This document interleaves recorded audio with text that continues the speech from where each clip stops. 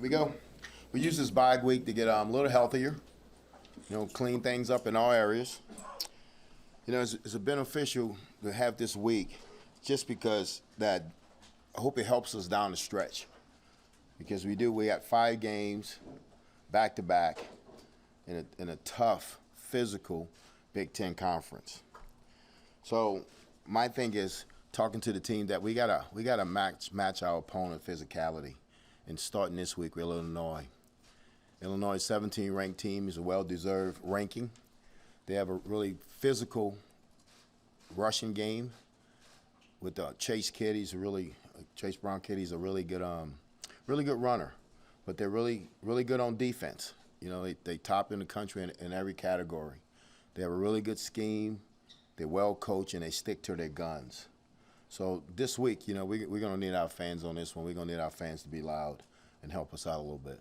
Questions? Mickey, can you give an update on Nick Henry? Nick's going to be out. Nick's going to be out. Is he out for the year? He's out for the year. What kind of, was it a knee, ankle, leg, or what type of injury? Knee. With injuries, real quick too, will you get Brock Bando back in Kevin Williams' situation? I know it's time. Kevin's rehabbing right now, and so is Bando, but Bando's closer than Kevin. Mickey, the last time you guys had a bye, you were going into the bye off a loss to Oklahoma, and now you're coming in off 2 good performances and almost winning on the road in the Big Ten. I mean, did it feel different? Did it change how you guys kind of worked during the bye now that you're finding the success? Well, we had to get him healthy. We had to get him some rest. I understand what Casey said in his presser after the game.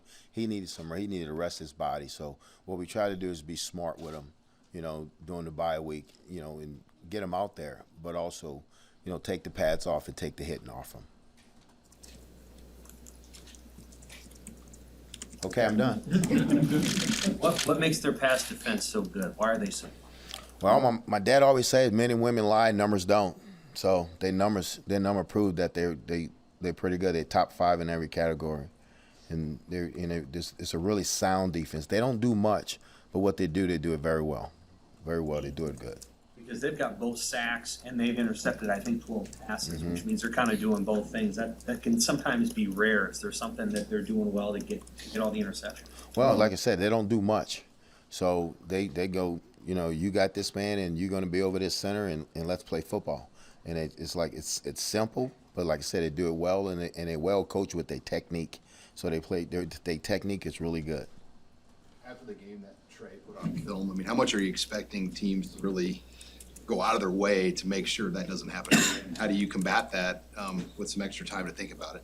Well, if you look at it, you had a really good game, but you would think that Illinois they're gonna do what they do, and they play man coverage, and they might try to bracket him, but I'm sure he's gonna get more attention for the game that he had.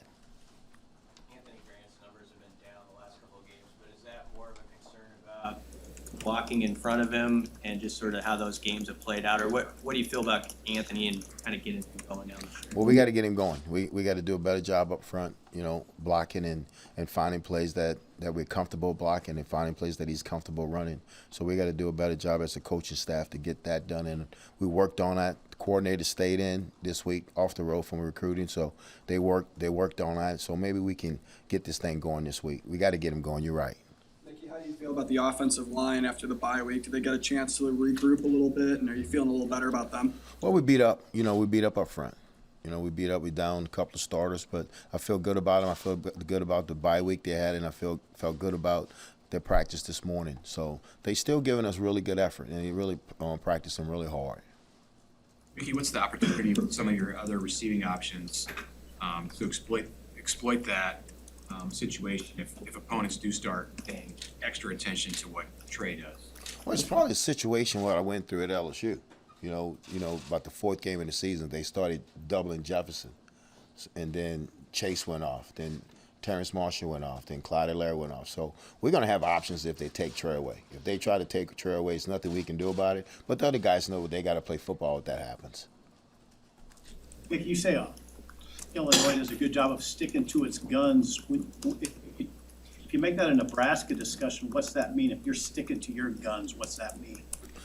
Well, we gotta try to score points. We gotta try to score points fast. I know everybody want to talk about the time of possession, but the offense scored 37 points, and I can't go to the offense and say don't score in a minute. You know, I gotta let them score. You know, and the defense understands that. You know, so the time of possession was a little off, but I think sticking to our guns, do what we do. You know, we want to throw the football. We want to throw the football, but we got to get Anthony going this week. We got to get him going. We got to get a running game going this week. What was the week like for you guys in recruiting and getting out there? And I made a lot of offers. You just talk about sort of where that's going, and your staff just continually hitting it, even in this situation. Well, like I said before, you know, when I first took this thing over, is that we're going to do things the right way. We're not going to sabotage the program. We're going to go out and work like we're going to be here. So we send our coaches out. I think in California, it was in Massachusetts. You know, I was in Atlanta. I was in Arizona. Fisher's in Florida, Dallas. So we went out. We went out as a staff. We kept the coordinators in. You know, the offensive, defense coordinators in. But we're going to recruit and, you know, find the pieces that we need. You know, and so we're going to go heavy JUCO when it comes to the offensive line. You know.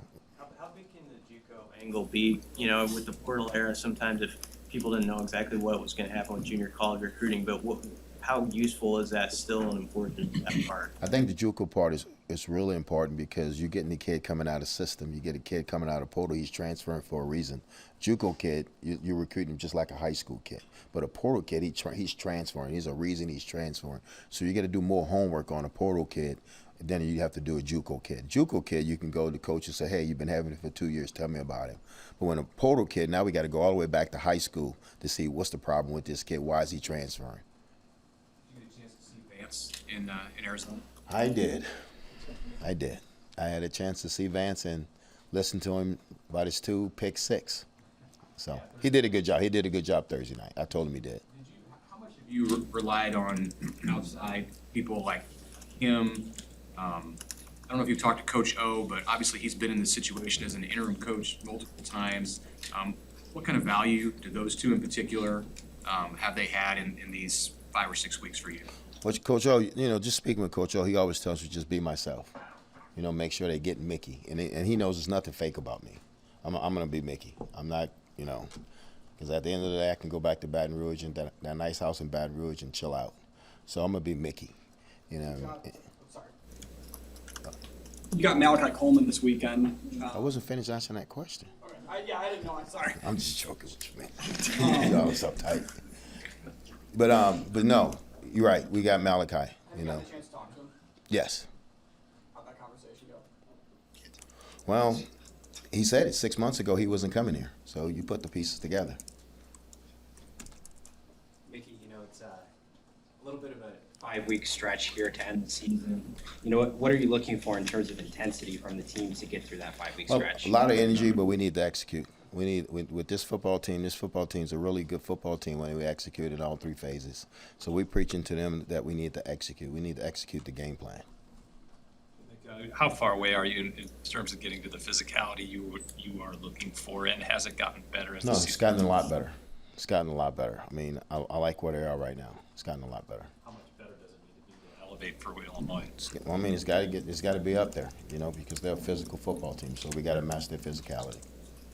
I want to give you a chance to start. You talked to Coach O. Who else? Well, yeah, you know, Ogeron, he was really good. And like you said, be yourself. And then, you know, with Vance gives you, you know, just the plugs of being a head coach because he was head coach in Denver and it didn't go so well for him. So some of the things that he said he should have done that I need to do. But he always says, do it your way. He said, because then you won't regret anything if you do it your way. Is there something that you can share with us that he shared with you about something he would have done differently that you are doing differently? Well, he shared this, and I'll leave it like this. I'm not going to make the decision if I get the job. I'm not going to make the decision. You know, that's going to be the administration that's going to make the decision if I get the job or not. So I got to just continue to get this team to get better every week and try to win football games. What conversations maybe have you had in the last couple of weeks with Trev, you know, in the bye week or anything like that? Just a normal meeting, normal meeting on Sunday, you know. That's it. You think about the Lima coach teams, what comes to mind first? I mean, are there any defining elements that are consistent over time? Yeah, facing him when I was at LSU, he was at Arkansas, He's a very physical team. He wants to run the football, but he's physical across the board, offense and defense. He does a really good job with the defense and offensive line. He always had really good players in the offensive and defensive line, so you can see that now in Illinois that they have really good players on both sides of the ball in the trenches. With the Henrich injury, how valuable is a guy like Chris Galarovich, who's been around a while? And just some of those younger guys behind him, how do you feel about that group as a whole? Well, they got to step up. They understand that. You know, they played snaps. You know, after Chris went down, Chris and Vada played a number of snaps. Then Ernest went in. So all three of those guys got to step up. Feeling good about where Reimer's at? I know he was dinged. Yeah, I feel good about Luke. Luke's back. I feel good about Luke. After Anthony Grant, what does that number 2 running back spot look like? I know you've been a little shorthanded there the last few games. Would it be Yanni Ramir? You know, until Gabe gets his, feels better with his turf toe, but it'd be Yanni and Ramir. Chase Brown gets a lot of the attention on their offense, but obviously Tommy DeVito has had a pretty good season.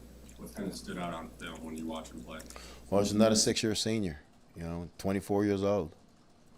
I mean, he's going to have a lot of experience. He's going to know where to go with the ball, but he's a general. He controls that offense, and they know how to use him. And he's really good when they're running the football, but he won't make mistakes, and that's what we're going against again. That a guy under the center that's not going to make mistakes.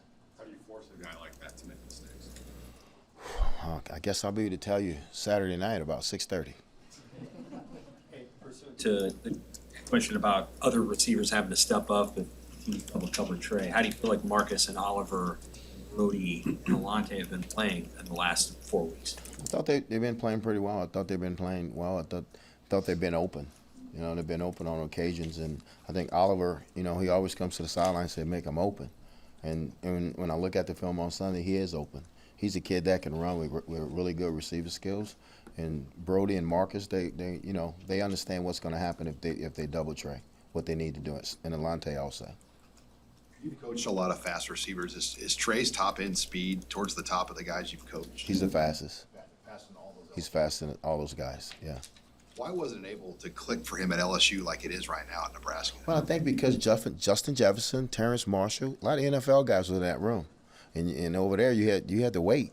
You had to wait, and so he was in a loaded room. If you look at it, all those guys are in the league. Racey McMath, Derek Dillon, Stephon Sullivan, all those kids are in the league. So it was clicking there, but you had to really come to practice every single day and get it done. If not, the next guy was going to pass you up. So I think he grew up here. He grew up and he matured here when he got here, and he understand, okay, this is what I need to do to get better. Because remember now, Trey's been the best player on the field from the age of 5 all the way to 17 until he got to college. So it's hard for him to, I got to compete every down now. Jamar had to learn that. Terrence had to learn that. Jefferson had to learn. They all had to learn that. And Trey just happened to be in a room with some first-rounders. Mickey, has Malcolm Hartzog continued to show you? He's still making plays, and as a true freshman, what kind of attributes does he have that, other than the physical side of it, that have allowed him to get on the field so quickly? Well, he's a strong-minded kid. He's a kid out of Mississippi. Tough kid, get after you, but he's smart. He's smart. He understands the coverage. He understands leverage, and he's getting better every day in practice. He's getting better, and he understands that he's a freshman and that they're going to throw at him. He understands that, and he welcomes the challenge. Coach, last 3 games, you guys have been able to make really effective second half adjustments. What do you think it's about? It's about your staff and your team that you guys are able to do that so often. Well, you take your hat off to the coaching staff. Coming up with a different plan the second half to seeing what's going to work, and from the first half what didn't work. Then you take your hat off to the kids, for executing the plan. So it's a lot of work that go on at halftime. Do you find yourself still having to build the kids' confidence up, and do you often still tell them, hey, the West is still there for the taking? Well, we show them where they're at. We show them that they're right there in the middle, and they're going to play the number 1 team in the West this week. So they still control their own destiny. But, I think their confidence is there right now. They believe that they can win. Just noticing on the flight home after the Purdue game and the look on their face, they were hurt. They were hurt. They were upset that they let that game go. And I got, like I said, I got to do better with them. I got to get them over that hump. But they're a different team. They're a different team. When did you see that switch flip with them? Right after the Oklahoma week. after everything settled down for them and they start believing in what we were doing. And so it's right after the Oklahoma week. Obviously, this is kind of an obvious question, but what advantage can that crowd on Saturday provide for you based on you guys winning a couple games and maybe some momentum? What advantage do you think that can provide? Well, I think, our crowds, we have some of the best fans in the country. And just being loud and being into the game and trying to disrupt their offense and try, where they don't get the clap and what they do on offense, but just being loud and being there to support us. You can ask Bill this too, but how far along have you think Jamari Butler and Blaze Gunnarsson have come as sort of those backup edge rushers, and how maybe can they contribute in the last 5 weeks? Yeah, they've been playing better. Once we took over. I wanted to make sure that they played, because I think game reps is going to help those two kids because they're two talented kids. So I think they playing better every week. They're getting better. All right, thank you. Thank you.